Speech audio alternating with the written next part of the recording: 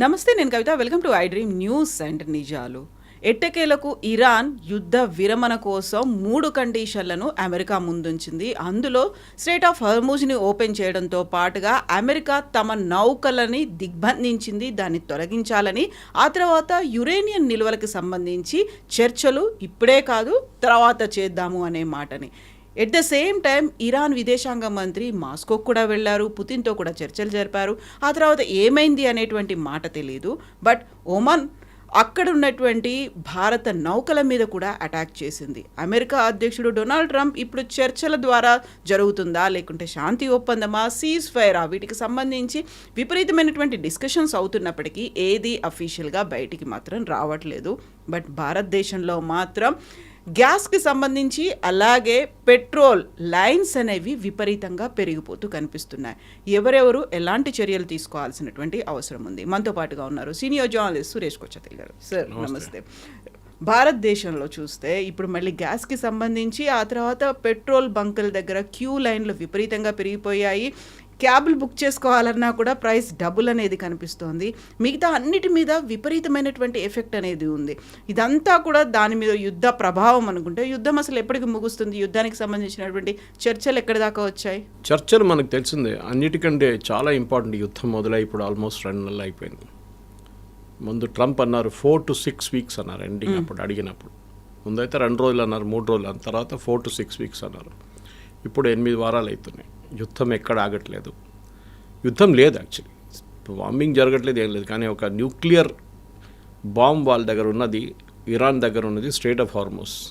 Okay, అది వాళ్ళ కొత్త న్యూక్లియర్ బాంబ్. అది it is almost like economic nuclear bomb అని చెప్పి మార్కో రూబియో చెప్పారు. ఈ పరిస్థితుల్లో ఏం చేస్తారు వీళ్ళు? ఇరాన్ దగ్గర ఉన్న 2-3 ఆప్షన్స్ ఉన్నాయి. ఒకటి, వాళ్ళ ట్యాంక్స్ ఫుల్ అవుతున్నాయి. మనం దీని గురించి మాట్లాడాం దీనికన్నా ముందు కూడా.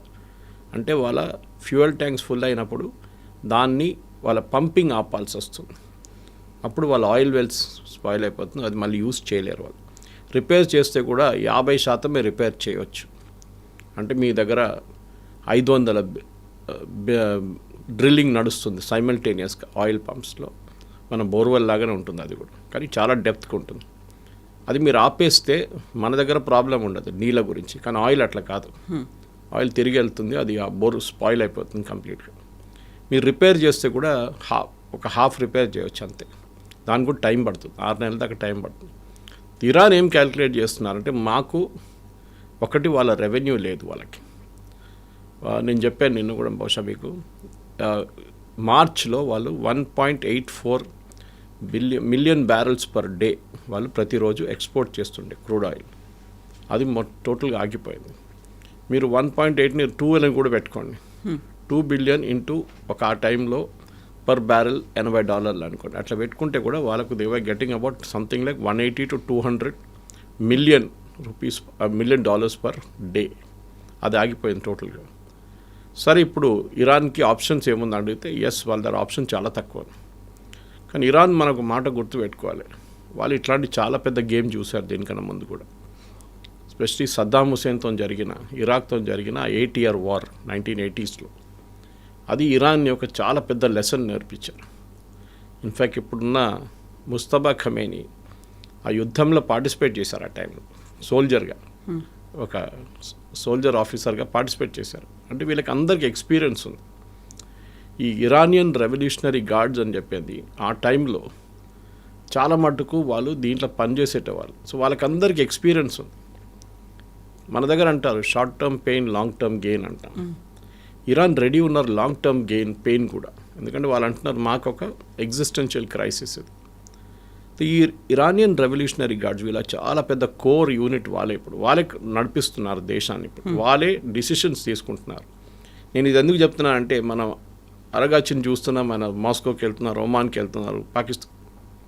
బట్ ఆయన వెనక ఎవరు ఆడుతున్నారు గేమ్, ఆయన ఎవరితో వాళ్ళు ఎందుకు చేపిస్తున్నారు ఆయనతో ఈ పనులని, అది మనం అర్థం చేసుకోవాలి. వాళ్ళ స్ట్రాటజీ ఏంటి?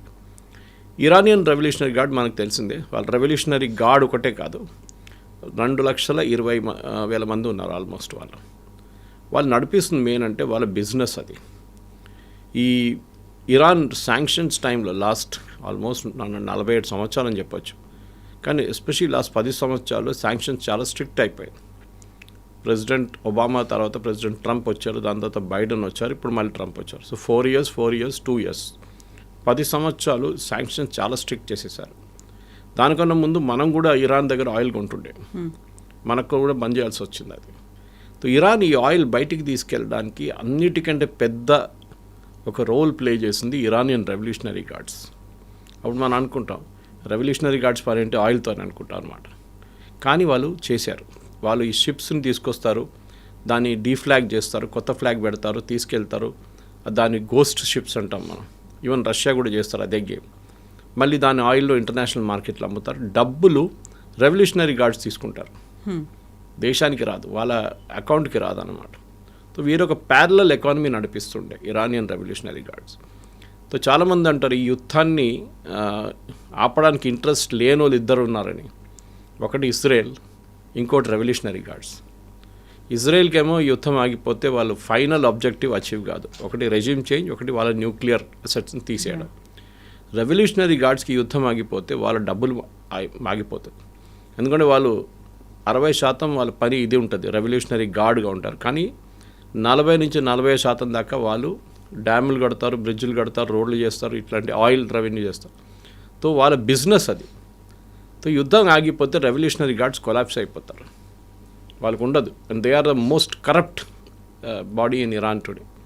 సో ఇది ఈయన ఫారిన్ మినిస్టర్తో మాట్లాడుతున్నప్పుడు కూడా ఆయన మైండ్లో బ్యాక్ ఆఫ్ ద మైండ్లో అది ఉంటుంది, నేను తెహ్రాన్కి రేపు తిరిగి వస్తే నన్ను ఫినిష్ చేసేస్తారా అని.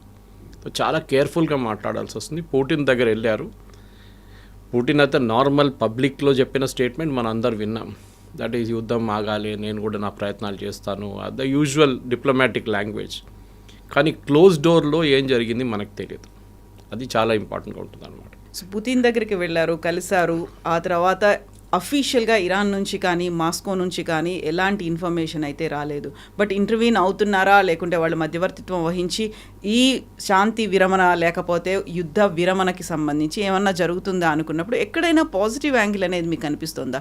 ట్రంప్ అయితే అబ్జర్వ్ చేస్తుంటాడు, పుతిన్ ఏం మాట్లాడాడు అనేది. కనీసం వాళ్ళిద్దరైనా మాట్లాడుకుని ఉంటారా?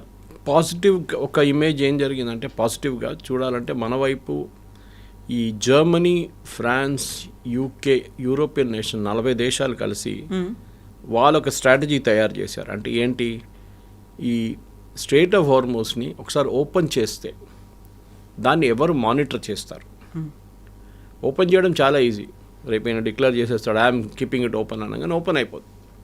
కానీ అక్కడ ఆ సీ మైన్స్ ఏం చేస్తారు, ఎవరు తీస్తారు? ప్రెసిడెంట్ ట్రంప్ పెద్ద స్టేట్మెంట్ ఇచ్చారు, we will do it, we will lift the mines up అన్నారు. అమెరికా దగ్గర ఒక్క మైన్ షిప్ కూడా లేదు, anti mine ship, mine sweepers లేవు వాళ్ళ దగ్గర. వాళ్ళు ఆ టెక్నాలజీ మర్చిపోయారు యాక్చువల్లీ. వాళ్ళు పెద్ద పెద్ద ఎయిర్క్రాఫ్ట్ క్యారియర్లు, డెస్ట్రాయర్లు తయారు చేస్తారు, కానీ మైన్ స్వీపర్స్ గురించి మర్చిపోయారు, ఎవరు వాడట్లేదు ఇప్పుడు దానికోసం అనమాట. సో ఏం చేయాలి ఇప్పుడు next? What they have to do immediately is, వాళ్ళు యూరోప్ నుంచి వాళ్ళ దగ్గర మైన్ స్వీపర్స్ ఉంది, అది తెచ్చుకోవాల్సి వస్తుంది అనమాట. ఈ మైన్ స్వీపర్స్ని తీసుకొచ్చి స్ట్రెయిట్ ఆఫ్ హార్మోస్ ఓపెన్ చేసిన తర్వాత స్లోలీ మైన్స్ని తీయాల్సి వస్తుంది. 6 నెలలు పడుతుంది, 6 months. మనం దాని గురించి టోటలీ మర్చిపోయాము. మనం అనుకున్నాం రేపు ఓపెన్ అయిపోతే అన్ని షిప్లు రేసులు కొడతాయి, కాదు, ఇట్ బి వెరీ డిఫికల్ట్. ఈ మైన్స్ ఎక్కడికి ఫ్లోట్ అయ్యో తెలియదు. సో నిన్న జర్మన్ ఛాన్సలర్ ఒక చాలా సీరియస్గా స్టేట్మెంట్ ఇచ్చారు. మనం ఈ యూజువల్ పాలిటిక్స్లో అది మర్చిపోతున్నాం యూరోపియన్స్ గురించి. ఎందుకంటే స్టామర్కి ఆయన ప్రాబ్లం ఆయనకుంది, అక్కడ వాళ్ళ పాలిటిక్స్ చాలా నడుస్తుంది. మ్యాండల్సన్ అపాయింట్మెంట్ మీద స్టామర్ రాజీనామా చేయాలని చెప్పి యూకేలో పెద్ద గొడవ నడుస్తుంది. సో నా నడుమిట్లో అది మర్చిపోతున్నా. కింగ్ చార్ల్స్ ఏమో నిన్న యుఎస్ చేరుకున్నారు. ఆయన్ని ట్రంప్ తిడతారో ఏమో అని డౌట్ ఉండే అందరికీ, ఇప్పుడు దాకా తిట్టలేదు ఆయన్ని, బాగానే ఉన్నాడు. కానీ జర్మనీ రోల్లో జర్మన్ ఛాన్సలర్ చాలా బాగా మాట్లాడారు. ఆయన ఏమన్నారంటే, యుద్ధం మొదలైనప్పుడు నా దగ్గర అడిగారు మీరేమైనా స్టేట్మెంట్ ఇస్తారంటే నేను ఇవ్వను, this not the right time అన్నారు. ఆ టైం చూద్దాం ఏం జరుగుతుంది. ఇప్పుడు ఆయన అంటున్నారు 2 నెలల తర్వాత అమెరికాకి ఒక ఎగ్జిట్ స్ట్రాటజీ లేదు. రేపు యుద్ధం ఆపాలంటే అమెరికాకి 1, 2, 3, 4 అనే ఒక పాయింట్స్ ఏమైనా ఉండాలి. ఏం లేదు. ప్రెసిడెంట్ ట్రంప్ ఒకటే అంటారు, స్ట్రెయిట్ ఆఫ్ హార్మోస్ ఓపెన్ చేయండి. ఇరాన్ అంటారు ఇప్పుడు ఓపెన్ చేయడానికి మేము కూడా రెడీగా ఉన్నాం, మీరు యుద్ధం ఆపాలి అని చెప్పారు. యుద్ధం ఆపడం అనేది ఒక పెద్ద టర్మినాలజీ. యుద్ధం ఎట్లా ఆగుతుంది? మీరు అంటారు ఇజ్రాయెల్, యుఎస్ మిమ్మల్ని బాంబ్ చేయకూడదు అంటారా? వాళ్ళు అంటారు great, we will not bomb you, me uranium assets మాకు ఇచ్చేసేయండి అంటారు. మళ్ళీ స్టోరీ ఎక్కడిని తిరుగుతుంది మరి. పిల్లి మెడలో ఎవరు గంట కడతారు, who bells the cat first cast, ఇది ప్రాబ్లం. సో ఇది ఎక్కడ మొదలు చేయాలని అమెరికాకు తెలియదు, ఎక్కడ ఎండ్ చేయాలని కూడా అమెరికాకు తెలియదు. సో ఇప్పుడు మీరు చెప్పిన దాంట్లో స్టార్టింగ్లో ఒక కొత్త ప్రపోజల్ ఏంటంటే స్ట్రెయిట్ ఆఫ్ హార్మూజ్ ఓపెన్ చేద్దాం ఫస్ట్. అది ఓపెన్ చేసి పాసిబ్లీ డీమైనింగ్ గురించి యూరోప్తో మాట్లాడిన తర్వాత అది రెగ్యులర్గా నడుస్తుంది. అమెరికా అటువైపు మీ బ్లాకేజ్ కూడా తీసేయాలి. ఇది ఫస్ట్ స్టెప్ అని ఇరాన్ చెప్తున్నారు. ఇది అమెరికా అంగీకరించారు. ఎందుకంటే ప్రెసిడెంట్ ట్రంప్కి ఇది ఏం చెప్తారో ఒక డిఫీట్ లాగా అయిపోతుంది. ఓకే, యుద్ధంలో ఓడిపోయినట్లు ఉంటుంది. ఎందుకంటే నెక్స్ట్ స్టెప్ ఆయన ఏం చెప్తున్నారంటే మీ యురేనియం గురించి వస్తారు. వాళ్ళంటే ఇప్పుడు యురేనియం ఇప్పుడు మాట్లాడడం, మేము దాన్ని పక్కన పెట్టండి, తర్వాత చూసుకుందాం. జేసీపీ అగ్రిమెంట్లో అప్పుడు ఇరాన్ 10 సంవత్సరాలకి వాళ్ళ న్యూక్లియర్ అసెట్స్ని విరామం చేశారు వాళ్ళు. ఇన్ఫ్యాక్ట్ నిన్న కూడా అమెరికన్ ఎక్స్పర్ట్స్ ఏమంటున్నారంటే, న్యూక్లియర్ ఎక్స్పర్ట్స్, ఆ జేసీపీ అగ్రిమెంట్ ఉంటే ఇవాళ ఇరాన్ దగ్గర అసలు యురేనియమే ఉండదు, ఎన్రిచ్డ్ యురేనియం ఉండదు. వాళ్ళ కెపాసిటీ మెయింటైన్ చేయలేరు వాళ్ళు. ఎందుకంటే మీరు సెంట్రిఫ్యూజ్ ఎక్కువ రోజు ఐడిల్గా పెట్టుకోలేరు, సెంట్రిఫ్యూజ్ని వాడాలి వస్తుంది. 10 సంవత్సరాలు వాడకపోతే అది గెట్ స్పాయిల్డ్. అండ్ కొత్త సెంట్రిఫ్యూజ్ ఇరాన్ తెచ్చుకోలేరు బయట నుంచి. ఇదంతా ఒక ఆల్మోస్ట్ 2000 ఎర్లీ 2010 మీటర్ తీసుకొచ్చారు ఈ సెంట్రిఫ్యూజ్ అంతా బయట నుంచి. ఇప్పుడు అది ఏం చేయలేరు, ఎందుకంటే ఈ సెంట్రిఫ్యూజ్ అనేది చాలా హై స్పీడ్లో తిరుగుతుంది. మన స్కూల్లో అయితే మనం టెస్ట్ ట్యూబ్ చేస్తాం, కానీ ఇదైతే it is something like 1000 rounds per second. 1000 rounds per second తిరుగుతుంది సెంట్రిఫ్యూజ్ ట్యూబ్స్, పెద్ద స్టెయిన్లెస్ స్టీల్ ట్యూబ్స్ ఇది. సో దాంట్లోనే ప్యూరిఫై చేస్తారు వీళ్ళు అనమాట. ప్యూరిఫై చేసి బాటంలో సెటిల్ అవుతుంది, మళ్ళీ దాన్ని తీసేస్తారు, మళ్ళీ తిప్పుతారు, మళ్ళీ సెటిల్ అవుతుంది, మళ్ళీ తీసేస్తారు. మనం as we do in college residue లాగా మారిపోతుంది. సో ఇది చాలా మటుకు ఇంపార్టెంట్.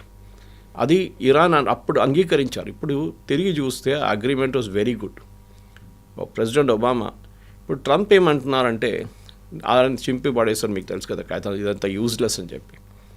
ట్రంప్ మొన్న ఒక స్టేట్మెంట్ ఇచ్చారు, కవిత గారు, మేమెందుకు పాకిస్తాన్కి వెళ్ళాలి, 18 గంటలు ట్రావెల్ చేయాలి, life is become very tiring, very tough these days అన్నారు. పాసిబ్లీ ఆయన యుద్ధం గురించి మాట్లాడుతున్నారు. ఆయన రిమైండ్ చేయాలంటే ఏంటంటే president Obama and John Kerry వాళ్ళ సెక్రటరీ ఆఫ్ స్టేట్, వాళ్ళు 21 నెలలు కష్టపడ్డారు దీనికోసం. జాన్ కెరీ ఎంత తిరిగారో అందరికీ తెలుసు, రికార్డ్ ట్రావెలింగ్ ఉండే ఆయనది. ఆయన వెళ్తారు ఇరాన్కి, తిరిగి వస్తారు, మళ్ళీ వెళ్తారు, మళ్ళీ తిరిగి వస్తారు, అంతా 18 అవర్ ఫ్లైటే కదా అంతా. సో నిన్న even US president, past US presidents కూడా చాలా మటుకు ట్రావెల్ చేశారు దీనికోసం. ఎవరు చేయలేదని లేదు, కానీ వీళ్ళు అంగీకరించరు ఇదంతా. ప్రెసిడెంట్ ట్రంప్కి ఏంటంటే he wants easy way out. ఆయన అనుకున్నారు యుద్ధం వేసి బాంబు వేస్తే అయిపోతుంది, కాదు. ఇవాళ దాకా ఒక ఎయిర్ ఫోర్స్ వార్లో ఏ దేశం గెలవలేదు.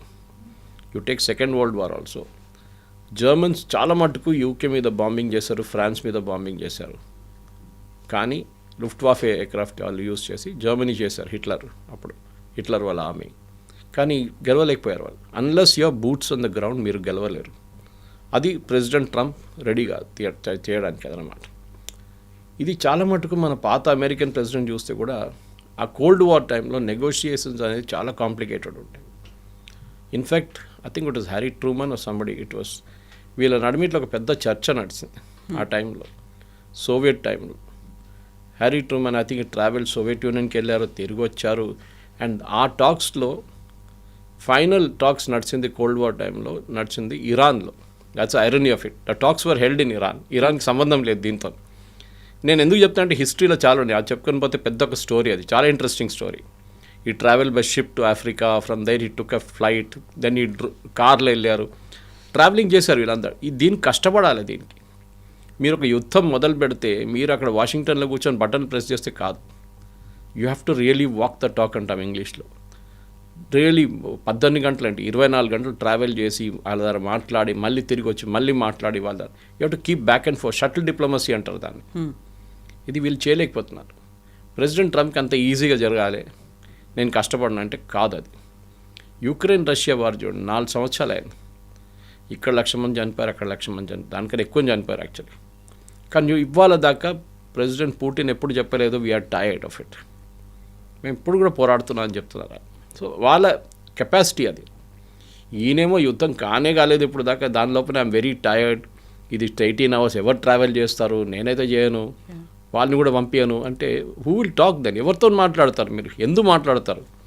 మీరు ఇంట్లో కూర్చుంటే ఇది it will not get sorted అవుట్తో దిగి ఇరాన్ ఇచ్చిన ప్రపోజల్ నిన్న మీటింగ్ జరిగిందన్నారు వాళ్ళ సెక్యూరిటీ కౌన్సిల్ది. క్యారెన్ లివిట్ దగ్గర అడిగారు, వైట్ హౌస్ ప్రెస్ సెక్రటరీ దగ్గర, ఏంటి రీడౌట్ ఏమైనా ఉందా అని అడిగారు. అంటే మీటింగ్ మినిట్స్ ఏం లేదు, ప్రెసిడెంట్ ట్రంపే చెప్తా అన్నారు. ఆయన ఇవాళ దాకా దాని గురించి మాట్లాడలేదు. అంటే ఒక నిర్ణయం తీసుకోలేకపోతున్నారు కవిత గారు, which is a very dangerous thing. అంటే మీరు ఒక స్టేటస్ కో మెయింటైన్ చేసుకుంటున్నారు. ఇరాన్ చూద్దాం, ఇరాన్ ఏం చేస్తారో చూద్దాం, ఇరాన్ ఏం చేస్తారో చూద్దాం అని కాదు, మీ వైపు నుంచి కూడా ఉండాలి. ఇప్పుడు ఇరాన్ ఫారెన్ మినిస్టర్ ఏమంటున్నారు, మేము చర్చల గురించి అడగలేదు, ప్రెసిడెంట్ ట్రంప్ అడిగారంట చర్చలు కావాలని చెప్పేసి. ఈ wanted second round of talks, we didn't want it అంటున్నారు. కానీ ప్రెసిడెంట్ ట్రంప్ దగ్గర నుంచి డినైల్ రాలేదు ఇప్పుడు. ఇంకోటి అమెరికాలో కొంతమంది మీడియా ప్రొఫెషనల్స్ ఉన్నారు, వాళ్ళ స్పీచెస్ని అనలైజ్ చేస్తారు, చాలా బాగా చేస్తారు. సో వాళ్ళు ప్రెసిడెంట్ ట్రంప్ లాంగ్వేజ్ చూస్తున్నారు. We have all the cards on the table, we have one the war, మేము వాళ్ళు మొత్తం కొట్టేసాం. వాళ్ళు లీడర్షిప్ సేమ్ స్టేట్మెంట్ అయినా ఇప్పుడు దాకా 35 సార్లు రిపీట్ చేశారు. 35 సార్లు. What is said on day 5, యుద్ధం మొదలై 5 రోజుల తర్వాత చెప్పిన స్టేట్మెంట్ ఇవాళ కూడా చెప్తున్నారు. అంటే మీరు కొత్తది ఏం చేశారు? 5 నుంచి ఇప్పుడు ఈ 2 నెలలు అవుతున్న 5 రోజుల నుంచి నెలల పాటు ఇప్పుడు వస్తున్నప్పుడు మీరు ఏం చేశారు? What did you do for 30 + 25 days, 55 days మీరు ఏం చేశారు చెప్పండి? ఏం లేదు. Nothing new has happen. ఆ ఫస్ట్ స్టేజ్లో జరిగిన బాంబింగ్ జరిగింది. దాని తర్వాత వీళ్ళ అసెట్స్ మీద కొట్టారు, కొన్ని న్యూక్లియర్ సైట్స్ మీద కొట్టారు, అది అయిపోయింది. దాని అవతల ఏం జరగట్లేదు. ఇప్పుడు ఇంకా కంప్లీట్ ఫ్రీజ్ అయిపోయినట్లుందన్నమాట. అమెరికానేమో మేము అలసిపోయామని చెప్తోంది, ఇరాన్కేమో ఒక అవసరమైన యుద్ధం ముగించాల్సినటువంటి పరిస్థితులు ఉన్నాయని చెప్తోంది. బట్ ఇజ్రాయెల్ మాత్రం యాక్టివ్గానే ఉందా? కరెక్ట్. వాళ్ళు మీరు లెబనాన్లో చూసుంటారు, సీజ్ ఫైర్ అని చెప్పారు ఫస్ట్ ప్రెసిడెంట్ ట్రంప్, వారం పాటు 10 రోజుల పాటు. దాన్ని ఎక్స్టెండ్ చేశారు 2 weeksకి. 2 నెలల్లో 2 వారాలు తెలియదు ఎగ్జాక్ట్లీ నాకు, 2 వారాలు అనుకుంటాను. మళ్ళీ ఇజ్రాయెల్ డైలీ బాంబ్ చేస్తున్నారు, డైలీ. ఇప్పుడు హెజ్బుల్లా ఏమంటున్నారంటే మేము సూసైడ్ అటాక్లు మొదలు పెట్టేస్తాం. వాళ్ళు యాక్చువల్లీ కొన్ని రోజులు నుంచి చేయట్లేదు, కొన్ని రోజులు కాదు కొన్ని సంవత్సరాల నుంచి చేయట్లేదు సూసైడ్ బాంబింగ్. అదే ఇటు మొదలైతే then Israel will go all out. ఎందుకంటే ఇది ఇరాన్ నిన్న కూడా వాళ్ళ స్టేట్మెంట్ ఇచ్చారు, మేము మా రీజనల్ అలైస్ని మేము వాళ్ళ తోడే ఉంటాం, మేము we will not give up అని. అంటే హెజ్బుల్లా, హూతీ, హమాస్ వీళ్ళు ముగ్గురు మాతోనే ఉంటారు, వాళ్ళకి మేమే సహాయం చేస్తామని చెప్పేసి క్లియర్గా చెప్తున్నారు. మన అందరు తెలిసిందే, ఇరాన్ సహాయంతోనే హెజ్బుల్లా ఈ స్టేట్లో ఉన్నారు ఇవాళ. బషర్ అల్ అసాద్ గవర్నమెంట్ ఉన్నప్పుడు కూడా చాలా మట్టుకు ఇరాన్ నుంచే ఆయుధాలు డైరెక్ట్ లెబనాన్కి వెళ్తుండే through Bashar al Assad government. ఆ గవర్నమెంట్ని కింద పడేయడానికి చాలామంది కష్టపడ్డారు. ఒకటి దాంట్లో మెయిన్గా ఇజ్రాయేలే, ఎందుకంటే వాళ్ళకి ఆ గవర్నమెంట్ పోతే వాళ్ళకి ఆ వెపన్ రూట్ ఉంటుంది చూడండి, అది ఆగిపోతుంది. అది ఒక పెద్ద స్టోరీ ఉంది దాంట్లో. మొస్సాడ్ అది మెయిన్ మనిషి, ఈ ట్రాన్స్పోర్ట్ చేసే ఒక ఆయన్ని ఒక ట్రైన్లో ట్రావెల్ చేస్తున్నప్పుడు 120 కిలోమీటర్లు మన దగ్గర ఉన్న వందే భారత్ లాంటి ట్రైన్లో ట్రావెల్ చేస్తున్నప్పుడు ఫుల్ స్పీడ్లో వెళ్తున్నప్పుడు ఒక స్నైపర్ కూర్చొని కొట్టారు ఆయన్ని. So that is the big story. It is there on the యూట్యూబ్కి వెళ్తే మీకు వచ్చేస్తుంది. I don't remember the name of the gentleman, but he was killed by a Israeli sniper. So వాళ్ళకి ఇజ్రాయెల్కి ఏంటంటే వీళ్ళు ఆయుధాలు ఆపాలి, మెయిన్గా ఆయుధాలు సప్లై రాకూడదు. అండ్ ఇరాన్ దగ్గర లేదు కూడా ఇప్పుడు ఆయుధాలు, కానీ హెజ్బుల్లా దగ్గర ఉన్న ఆయుధాలని వాళ్ళు డిసామ్ చేయాలి. ఇప్పుడు లెబనాన్ మాట్లాడలేదు చూడండి, లెబనాన్ క్వైట్ అయిపోయారు. నిన్న నేను చెప్పాను చూడండి, మున్సిపల్ ఎలక్షన్ కూడా ఉండే వాళ్ళ దగ్గర. వాళ్ళు ఎందుకు క్వైట్ అయిపోయారంటే వాళ్ళు దే కెనాట్ హ్యాండిల్ హెజ్బుల్లా, వాళ్ళు చేయలేరు. సో ఇజ్రాయెల్ సెల్ఫిష్ మోటివ్ ఏంటంటే ఇరాన్ని కంప్లీట్గా నాశనం చేసేదాకా మేము ఆగము. యూఎస్ కావాలంటే వెళ్ళిపోవచ్చు, నాకు ప్రాబ్లం లేదు, మమ్మల్ని అడ్డుకోకూడదు అంతే. మా పని మమ్మల్ని చేయనియండి, మేము మా పని మేము చేసుకుంటాం, మీ వైపు నుంచి మాకు పొలిటికల్గా మమ్మల్ని ఆపకూడదు.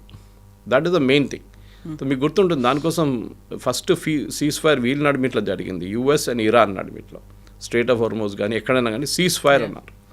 అప్పుడే వీళ్ళు అన్నారు అక్కడ కూడా సీజ్ ఫైర్ కావాలంటే కాదని చెప్పారు ట్రంప్, మీకు గుర్తుంటుంది అది. Now that cease fire was done అక్కడ, కానీ ఇజ్రాయెల్ పట్టించుకోవట్లేదు, హెజ్బుల్లా కూడా పట్టించుకోవట్లేదు, సీజ్ ఫైర్ లేదు అక్కడ. సో ఇజ్రాయెల్ వాళ్ళ లాంగ్ టర్మ్ స్ట్రాటజీ అంటే వాళ్ళు కంప్లీట్గా ఫినిష్ చేయడానికి వెళ్తున్నారు అనమాట.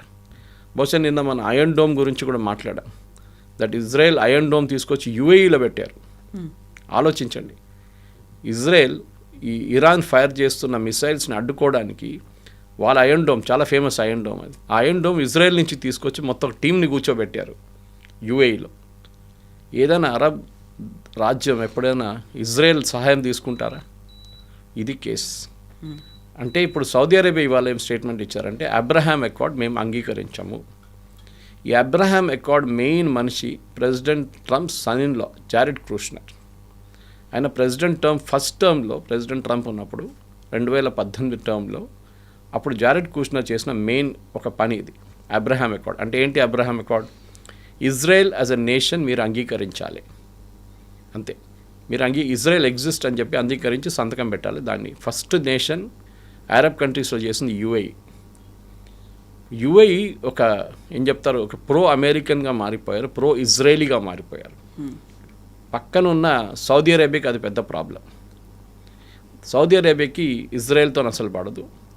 And more importantly Saudi Arabia ఇరాన్తో కూడా వాళ్ళకి పడదు. ఒకటి షియా, ఇక్కడ ఒక సున్నీ, నడిమిట్లో UAE. UAE is now becoming చాలా క్రూషియల్ పాయింట్. ఎందుకంటే ఒకటి వాళ్ళ ఎకానమీ టూరిజం మీద డిపెండెంట్ ఉండే వాళ్ళకి ఇది ఎంత రేపు ఫినిష్ అయిపోతే బాగుంటుందని. కానీ అంత ఈజీ కాదు కవిత గారు. యుద్ధం రేపు ఆగితే కూడా దీని ఆఫ్టర్ ఎఫెక్ట్స్ మినిమం 2 సంవత్సరాల దాకా ఉంటుంది. సో ఆ ఎఫెక్ట్ అనేది ఇప్పుడు మన దగ్గర కూడా కనిపిస్తున్నట్టుంది కదా. లైన్లలో ఉంటున్నారు పెట్రోల్ బంకుల దగ్గర, ఇవన్నీ కనిపిస్తున్నాయంటే నో షార్టేజ్ బోర్డులు పెట్టినప్పటికి కూడా ఒక ప్యానిక్ క్రియేట్ అవుతుందా, లేకపోతే నిజంగానే ఒక క్రైసిస్ అనేది వచ్చిందా? మీరు నిజంగా 2 years అని అంటున్నారు. 2 years అన్ఇమాజినబుల్, అసలు మన వల్ల కాదు అలాంటి పరిస్థితి. ఇప్పటికిప్పుడు 2 నెలలకి ఇలాంటి పరిస్థితి ఉంటే భవిష్యత్ ఏంటి? లేదు, మనకు ప్రాబ్లం లేదు. I'm reading from a government statement ఇవాళ టైమ్స్ ఆఫ్ ఇండియాలో వచ్చింది. Sujatha Sharma, joint secretary petroleum and natural gas, ఈ ఆంధ్రప్రదేశ్లో కొన్ని చోట్ల జరిగిన ఈ panic buying was caused by panic buying and centre was in touch with this. మా దగ్గర 30-33% డీజిల్ సేల్ సర్టన్ స్టేట్స్లో పెరుగుతుంది అంటున్నారు. అది ప్యానిక్ బయింగ్ ఉండొచ్చు మోస్ట్లీ. ఇంకోటి సమ్మర్ ఇప్పుడు, సో డీజిల్ జనరేటర్స్ చాలా మటుకు యూస్ చేస్తారు ఎక్కడెక్కడ పవర్ ఫెయిలియర్ ఉందో. ఇన్ఫ్యాక్ట్ మొన్ననో country had the highest amount of electricity consumed అనమాట మన దగ్గర. కానీ అప్పుడు కూడా గ్రిడ్ ఫెయిలియర్ లేకుండే చాలా బాగా నడిచింది అనమాట మన. సో ఇది ఉన్నాయి. సో ఇంకోటి ఏంటంటే వీళ్ళ పేమెంట్ సిస్టమ్ మార్చారు. ఆయిల్ కంపెనీస్ ఏమంటున్నారంటే రీటైల్ అవుట్లెట్ దగ్గర మీరు ముందే పేమెంట్ చేయండి, తర్వాత మేము డీజిల్లో పెట్రోల్ సప్లై చేస్తాం మీకు. ముందు అట్లా లేకుండే. ముందు వీళ్ళు సప్లై చేసిన తర్వాత 2 రోజుల్లో వీళ్ళు అమ్మిన పెట్రోల్ డబ్బులు, డీజిల్ డబ్బులతో వీళ్ళు డబ్బులు కడుతుండే. ఇప్పుడు ఏమైపోయిందంటే రీటైల్ అవుట్లెట్స్ వాళ్ళ దగ్గర ఉన్న డబ్బులు ముందే కట్టాల్సిందంట. అంటే మీరు ఫర్ ఎగ్జాంపుల్ మీరు ఇన్ని లీటర్స్ తెచ్చుకుంటారు డీజిల్, ఇన్ని లీటర్ పెట్రోల్ తెచ్చుకుంటే maybe 5 lakhs, 10 lakhs, 15 lakhs payment చేస్తారు మీరు. వీళ్ళకి ఈ రొటేషన్ చాలా క్రూషియల్. ఇది మార్జిన్ తక్కువే కదా, సో రొటేషన్ ఉండాలి కాన్స్టెంట్లీ. ఇప్పుడు వీళ్ళేమంటారంటే మాకు 2-3 రోజుల తర్వాత వస్తుంది డీజిల్, పెట్రోలు, అన్నీ రావట్లేదు. మెయిన్గా వీళ్ళు కాన్సన్ట్రేట్ చేస్తున్న సిటీ అవుట్లెట్స్ మీద కాన్సన్ట్రేట్ చేస్తున్నారు. సిటీలో ప్యానిక్ ఉండకూడదు అని చెప్పేసి. మీరు నార్త్ ఇండియాలో ప్యానిక్ లేదు. నిన్న జరిగింది ఆంధ్రప్రదేశ్లోనే. చంద్రబాబు నాయుడు గారు అన్నారు అదేదో వాట్సాప్ మెసేజెస్ పంపించారంటే ఎవరో, దాంతో జరిగిందని. సో ప్యానిక్ బయింగ్ చేయక్కర్లేదు. వీ హ్యావ్ ఇనఫ్ స్టాక్ అని చెప్పి చాలా క్లియర్గా వీళ్ళు చెప్పారనమాట, యూనియన్ పెట్రోలియం మినిస్ట్రీ. అది కాకుండా ఆంధ్రప్రదేశ్లో 400 ఫిల్లింగ్ స్టేషన్ షట్ డౌన్ చేశారు temporary due to severe fuel crisis caused by panic buying అంటున్నారు. Other states have no such problem అని చాలా క్లియర్గా. ఇప్పుడు ఈ పిఎన్జి స్టాక్ గురించి మాట్లాడుతున్నారు. సో పిఎన్జి గురించి కూడా చెప్తే సఫిషియెంట్ స్టాక్స్ మా దగ్గర డీజిల్, పెట్రోల్ ఉంది, ఏ సిచ్యువేషన్ మాకు ప్రాబ్లం లేదు అని చెప్తున్నారు. మా స్ట్రాటజిక్ ఆయిల్ రిజర్వ్స్ కూడా ఉంది మన దగ్గర చాలా మటుకు. 63 రోజుల స్టాక్ మన దగ్గర ఉంది. ఈ రోజు నుంచి ఇంకా ఈ రోజు కదా, ఎప్పుడు ఓకే, ఎప్పుడు మన దగ్గర 63 రోజులు ఉంటుంది. ప్రతి దేశం ఇది మెయింటైన్ చేస్తారు. చైనా ఇస్ ద హైయెస్ట్, 240 రోజుల స్టాక్ వాళ్ళ దగ్గర ఉంటుంది. సో అది కాకుండా పిఎన్జి గురించి చెప్పారు. పిఎన్జిలో కనెక్షన్ తీసుకున్న వాళ్ళు 42,000 మంది పిఎన్జి కనెక్షన్ తీసుకున్నారు. వాళ్ళ ఎల్పిజి కనెక్షన్ సరెండర్ చేయాల్సి వస్తుంది. ఇప్పుడు మీ ఇంటికి పిఎన్జి కనెక్షన్ వస్తే పైప్ న్యాచురల్ గ్యాస్, మీ ఎల్పిజి డియాక్టివేట్ అయిపోతుంది. మీకు ఎల్పిజి తీసుకోలేరు. ఎందుకంటే అది ఇది 2 కావాలంటే కాదు, ఏదో ఒకటి తీసుకోండి అంతే. అండ్ మోస్ట్లీ పిఎన్జి తీసుకోవాల్సి వస్తుంది. సో స్లోలీ, ఎందుకంటే మన దగ్గర మన దేశంలో 50% పైప్ న్యాచురల్ గ్యాస్ మన దేశంలోనే ప్రొడ్యూస్ అవుతుంది. సో గవర్నమెంట్ ఈ బయట ఉన్న దాన్ని డిపెండెన్సీ తగ్గించడానికి వాళ్ళు చేసిన. ఇంకోటి గడ్కరీ గారు మనం చెప్పారు we should do 100% ethanol blending, which is impossible. ఎందుకంటే మన దగ్గర ఇప్పుడున్న ఇంజిన్స్, ఎస్పెషలీ కార్ ఇంజిన్స్ చూడండి, అది ఎథనాల్ 20-30% తీసుకోగలదు. 40 కూడా కొంచెం టఫ్ ఉంటుంది. కొత్త ఇంజిన్లు కావాలంటే they can go to 100% ethanol also. కానీ దానికి టైం పడుతుంది. బహుశా ఇంకో 5-10 సంవత్సరాల తర్వాతనే 50-60% బ్లెండింగ్ తీసుకుంటే మన ఇంపోర్ట్ బిల్ అంత తగ్గిపోతుంది. మన గల్ఫ్ నేషన్స్ మీద డిపెండ్ కాక్కర్లేదు. చేయాల్సింది. It's a good move. Already మన దగ్గర ఎలక్ట్రిక్ కార్స్ మొదలైనవి, చాలా మటుకు ఎలక్ట్రిక్ 2 వీలర్స్ మొదలైనవి. So over a period of time బహుశా నెక్స్ట్ 10 yearsలో మన ఇంపోర్ట్ బిల్ 50-60% కట్ డౌన్ అయిపోతుంది, విచ్ ఇస్ చాలా పెద్ద మూవ్. ఎందుకంటే మనకు తెలుసు ఇండియన్ రైల్వేస్ దగ్గర ముందు డీజిల్ ఇంజిన్సే ఉండే మొత్తం, దానికన్నా ముందు కోల్ ఇంజిన్స్ ఉండే, తర్వాత డీజిల్ ఇంజిన్స్. ఇప్పుడు ఇండియన్ రైల్వేస్ మొత్తం ఎలక్ట్రిఫై చేసేసరికి కంప్లీట్గా. సో వాళ్ళ సేవింగ్స్ ఆలోచించండి, ఎంత పెద్ద సేవింగ్స్ ఉంది వాళ్ళకి. టెన్షనే లేదు వాళ్ళకి, డీజిల్ లేదంటే ఏం కాదు, మాకు ఎలక్ట్రిసిటీ ఉంది కదా అని చెప్పేసి అది నడిపించుకోండి. So no problem. ఈ ప్యానిక్ బయింగ్ బంద్ చేస్తే బాగుంటుంది. లైన్లు కట్టకండి. పెట్రోల్ డీజిల్ అడిక్వేట్ స్టాక్ ఉంది. ప్రాబ్లమ్ ఈజ్ ఓన్లీ ఈ పేమెంట్ మెకానిజం మార్చారు, దాంతోనే ప్రాబ్లం వచ్చింది. అది కాకుండా సిటీలో ఈ సండే డీజిల్ పెట్రోల్ సప్లై కాలేదు చర్లపల్లి అక్కడ అవుట్లెట్ నుంచి. అది బహుశా అదేదో మిస్కమ్యూనికేషన్ ఉండొచ్చు. మేబీ వాళ్ళు ఒక రోజు బ్రేక్ తీసుకున్నారేమో, సో దాంతో జరిగింది. కానీ I don't think there is a major issue. కాకపోతే గల్ఫ్ ఆఫ్ ఒమన్ దగ్గర మన నౌకల మీద అటాక్ జరిగింది. 2 నౌకల మీద ఒక హెచ్చరికలు జారీ చేశారు. ఇరాన్ వాళ్ళు IRGC అటాక్ చేసింది అనుకున్నప్పుడు ఇంకా అక్కడ ఉన్నటువంటి భారతీయులు లేకుంటే ఆ నౌకలో ఉన్నటువంటి సిబ్బంది అందరికీ ఒక పానిక్ అనేది వస్తుంది. ఆ తర్వాత నిజంగా అలాంటి పరిస్థితి ఉంటే మనతో ఫ్రెండ్షిప్ బాగానే ఉంది కదా, మళ్ళీ మన దాని మీద ఎందుకు అటాక్ చేశారు అనేది వస్తుంది. ఆ తర్వాత మళ్ళీ రావడానికి కష్టం అవుతుంది కదా, క్రైసిస్ అనేది వస్తుంది కదా అనే ఆలోచనలు. ఇన్ఫ్యాక్ట్ ఆ రోజు జరిగిన అటాక్ తర్వాత ఒక్క అటాక్ కూడా ఇవాళ దాకా జరగలేదు. అది వాళ్ళేమన్నారంటే వాళ్ళ వైపు నుంచి మిస్కమ్యూనికేషన్. అంటే వీళ్ళ దగ్గర లోకల్ కమాండర్స్ ఉంటారు. ఈ లోకల్ కమాండర్స్కి ఇండియా షిప్ ఏది చైనా షిప్ ఏది అని తెలియదు. They are not maritime experts. ఏ ఫ్లాగ్ ఉంది, ఓనర్ ఒకరు ఉండొచ్చు. Owner might be an Indian, flag might be a Liberian, operating crew might be Philippines. ఇట్లా ఉంటుంది ఎట్లయినా. సో మిక్స్ ఉంటుందన్నమాట. సో వీళ్ళకి అదంతా కాంప్లికేషన్స్ తెలియదు. ఇంకోటి ఫ్లాగ్ మార్చేసుకుంటారు, రాత్రికి రాత్రి మార్చుకుంటారు ఫ్లాగ్ వాళ్ళు. ఓకే, వాళ్ళు ఏం చెప్తారు, UK ఫ్లాగ్ ఉంటే దాన్ని దింపి వీళ్ళు ఇండియన్ ఫ్లాగ్ పెడతారు. ఆ రోజు అటాక్ జరిగిన తర్వాత మీకు గుర్తుంటుంది, ప్రెసిడెంట్ ట్రంప్ అన్నారు ఈ డిడ్ంట్ మెన్షన్ ఇండియన్ షిప్స్. ఆయన ఏమన్నారు, ఒక UK షిప్ ఇంకొక ఫ్రెంచ్ షిప్ని కొట్టారని చెప్పారు. వేరేజ్ మనం ఏం చెప్పాం, మన షిప్ అని చెప్తున్నాం, దానికి పేర్లు మనదే ఉన్నాయి. సో కాంప్లికేషన్స్ ఉన్నాయి. కానీ ఇప్పటికీ ఆ రోజు జరిగిన అటాక్ తర్వాత ఇంకా అటాక్లు జరగలేదు. ఎందుకంటే ప్రెసిడెంట్ ట్రంప్ ఒక వార్నింగ్ ఇచ్చారు, మీకు గుర్తుంటుంది. If you see any ships, అంటే ఇరానియన్ షిప్స్, చిన్న చిన్న షిప్స్ మైన్ వేయడం మేము చూస్తే వాళ్ళని మేము ధ్వంసం చేసేస్తాం. ఇరాన్ దగ్గర ఇప్పుడు మైన్ లేయింగ్ కెపాసిటీ షిప్స్ లేవు వాళ్ళ దగ్గర. వాళ్ళు మ్యాక్సిమం ఏం చేయొచ్చు అంటే ఇట్లాంటి చిన్న చిన్న క్రాఫ్ట్ తీసుకెళ్ళి, చిన్న చిన్న బోట్లు తీసుకెళ్ళి దాని నుంచి మైన్ కింద పడేయచ్చు. కానీ వాళ్ళ మైన్స్ కూడా ఇప్పుడు లేదు. వాళ్ళు వేసిన మైన్స్ కూడా ఎక్కడుందో వాళ్ళకి తెలియదు ఇప్పుడు. సో వార్నింగ్ ఎట్లయిందంటే, అంటే మీ షిప్పులు దిగంగానే మిమ్మల్ని కొట్టేస్తాం, మీరు మైన్స్ వేస్తారో ఏమేస్తారో మాకు తెలియదు. కానీ ఇవాళ దాకా దాని తర్వాత అటాక్లు ఏం జరగలేదు. ఏ షిప్ని వాళ్ళు హైజాక్ చేయలేదు, బోర్డ్ చేయలేదు. సో ఇప్పుడు ఒక స్టేటస్ కో లాగా ఉంది. అటువైపు US ఆపేస్తున్నారు ఇరానియన్ షిప్స్ని, ఇటువైపు వీళ్ళు ఇక్కడి నుంచి బయటికి వెళ్ళడానికి. కానీ ఏదో ఒక రోజు నెక్స్ట్ 3 daysలో I think there will be a breakthrough. ఎందుకు ఎక్కువ రోజులు ఇప్పుడు ఆల్రెడీ 110కి వెళ్ళిపోయింది పర్ బ్యారల్ ఆయిల్. ఎక్కడ 70 ఉండే, ఎక్కడ 60 ఉండే, ఇప్పుడు 110 దాకా వచ్చేసారు. సో ఎక్కువ రోజులు. ఇన్ఫ్యాక్ట్ మీరు యూరోప్లో చూడండి కవిత గారు, మన సిచ్యువేషన్ చాలా బెటర్. యూరోప్లో 400 నుంచి 550 ఫ్లైట్లు క్యాన్సిల్ చేశారు నిన్న మొన్న అంతా. ఇవాళ కూడా అదే ఉంటుంది. వాళ్ళ దగ్గర జెట్ ఫ్యూయల్ లేదంటున్నారు. ఆలోచించండి. అట్లీస్ట్ వీఆర్ బెటర్ దాని దాకా. మన దగ్గర ఇక్కడి నుంచి ఫిల్అప్ చేసుకోవచ్చు కావాలంటే, కానీ అక్కడ వెళ్ళినప్పుడు యూరోప్లో లేదు, ఫ్యూయల్ లేదు. ఆస్ట్రేలియాలో లేదు. They are in a very bad shape. So అట్లాంటి దేశాలు చూస్తే మనం మేబీ మన కన్జ్యూమరిజం తక్కువ ఉండొచ్చు వాళ్ళగా మనం, కానీ we are the one of the top 10 consumers లోకంలో. ఇన్ఫ్యాక్ట్ టాప్ 5 చెప్పొచ్చు మనం. చైనా ఉంటుంది, ఇండియా ఉంటుంది, US ఉంటుంది, జపాన్ ఉండొచ్చు, రష్యా. సో అట్లాంటి దేశాలు మనం కూడా చాలా కన్జ్యూమ్ చేస్తున్నాం. మన 140 కోట్ల పాపులేషన్ ఉంది మనకి. కానీ మన దగ్గర యాజ్ ఆఫ్ నౌ సిచ్యువేషన్ స్టేబుల్గానే ఉంది. కానీ మీరు చెప్పినట్ల మన సీఫేరర్స్ మీద వారు దాడి చేయడం అనేది అక్కడొక్కటే కాదు. పర్షియన్ గల్ఫ్లో ఆల్మోస్ట్ 5,000 మంది మన సీఫేరర్స్ ఉన్నారు. చాలా షిప్స్ అక్కడ ఆగిపోయినాయి.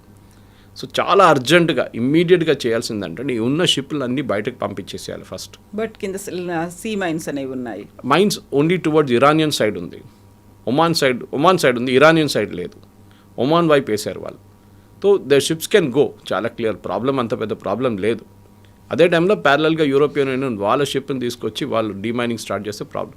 సో ఈ ఇరాన్ ఇచ్చిన ప్రపోజల్ US యాక్సెప్ట్ చేస్తే బాగుంటుంది.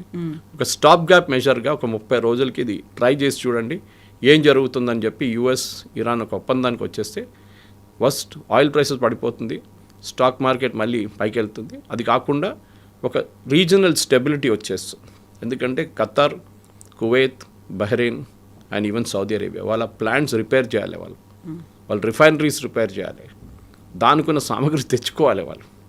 సో వాళ్ళు యూరోప్లో ఆర్డర్ ఇస్తే కూడా అది రావాలి, వాళ్ళకి ఇంకా నిలబడుతుంది. సో రిపేర్ ఎప్పుడు చేస్తారు దానికోసం చెప్పాను. ఇప్పుడు ఓపెన్ అయితే కూడా నెక్స్ట్ 2-3 సంవత్సరాల దాకా సిచ్యువేషన్ స్టెబిలైజ్ కావాలని టైం తీసుకుంటుంది. ఆయిల్ ప్రైసెస్ అరౌండ్ 80-90 ఉంటుంది, దానికన్నా కిందకి రాదు. అది మెయిన్ పాయింట్. సో కన్విన్స్ అవ్వాలి, కన్వీనియంట్గా ఏముందో అనేది చర్యలు తీసుకోవాలి. Yes, I think the practical move ఇది ఒకటే ఉంది. ఇప్పుడు స్టేట్ ఆఫ్ హార్మోజ్ని ఓపెన్ చేయండి, ఓకే, అది ఇంపార్టెంట్. తర్వాత మాట్లాడుకుందాం. ఇప్పటికీ లెట్ us డూ దిస్ అని ఇరాన్ చెప్తున్నారు. I think it's a sensible suggestion వాళ్ళ వైపు నుంచి కూడా. Yes, sir. Thank you so Thank you much. very much. Thank you.